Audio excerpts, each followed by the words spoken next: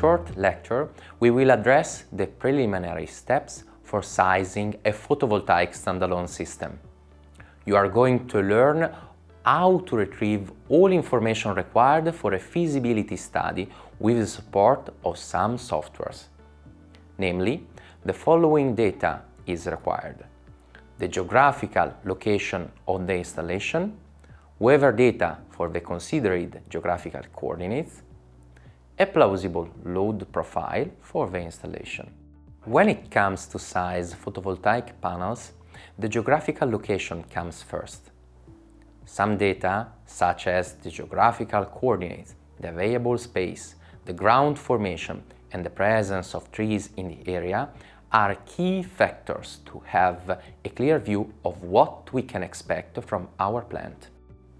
Therefore, online tools such as Google Maps can be exploited to give a first look at the available area. Then, meteorological data can be retrieved by online databases as the National Solar Radiation Database by National Renewable Energy Laboratory, which has passed weather information on almost all the world areas with a good time resolution. It also offers a map view of the region with different color maps, which help in the area identification as discriminant in case of vast available installation space. In particular, the hours of sun per day or the average global horizontal solar irradiance directly reported on a geographical map is a key parameter for energy estimation and identification of the best location.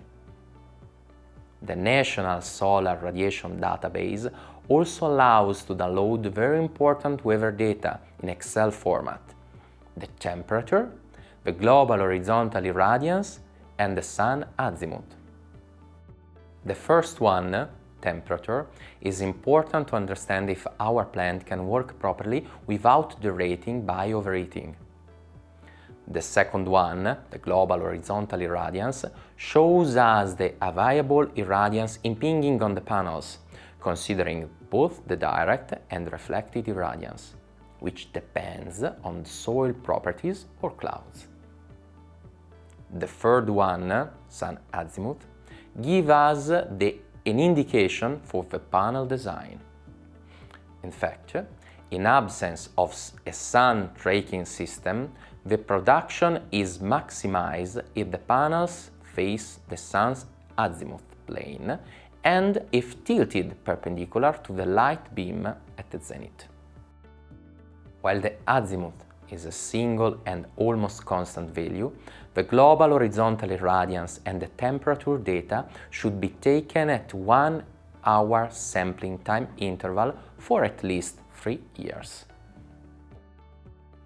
Having all the geographical and weather data, some assumption on the loads to be supplied must be made to forecast their power consumption for sizing the plant and the energy storage. First, the type of user must be defined. If a non-isolated infrastructure is upgraded with photovoltaic panels, no problem will arise since historical data on the load should be available. Instead, in case of missing information like the number of people living in the building or the installed utilities, stochastic analysis and international standards can help designers to estimate a load profile. This is the scenario of isolated areas under construction or with no electrical infrastructures.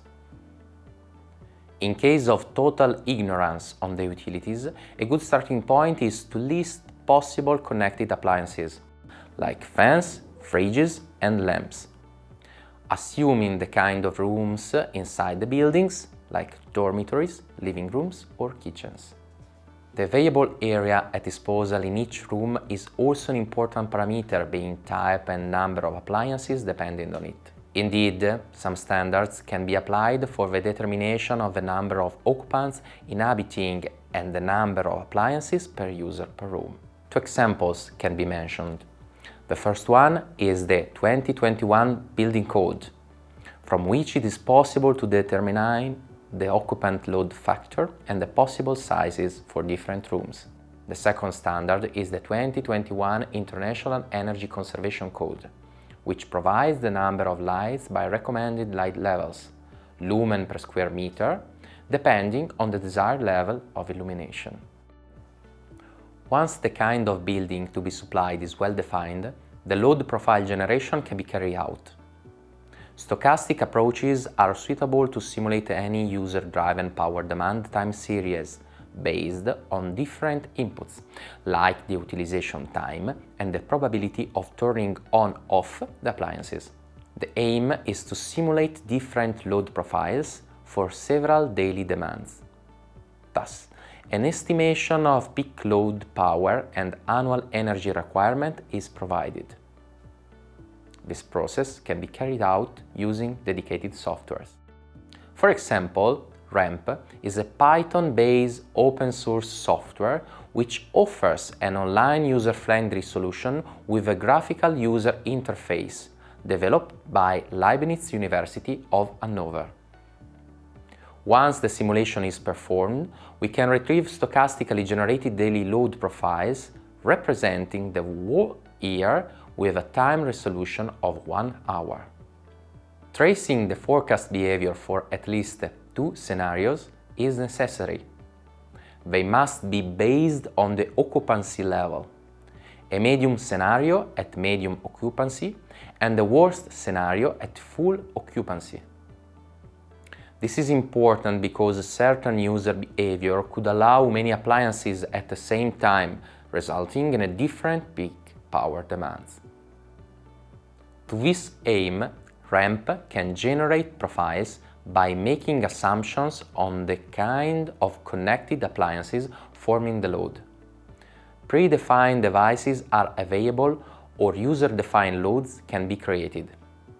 For all of them, rated power must be set, as well as the expected usage per day, usage rhythm, all week, on weekdays, on weekend, and the expected usage windows in time format. Further information can be added to include stochastic information if necessary. The output is a profile in kilowatt versus time in hours that can be saved in the user's profile or downloaded as an Excel file. The last step foresees the analysis of the load availability to identify the presence of critical loads and to define the maximum autonomy of the utility. In fact, even if the PV sizing is performed perfectly, a certain probability of load loss should be considered due to external factors, as for example bad weather.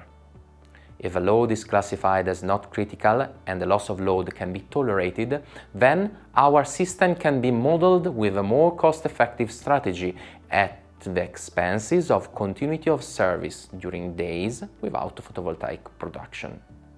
Hence, a maximum number of days of autonomy should be identified. This number is up to 6-7 for conventional loads, and it can rise to 15 for critical loads. Now that we have addressed all the key concepts for preliminary study of feasibility and for a load profile definition, you have all the elements to fully design your system, as we'll explain in the next video.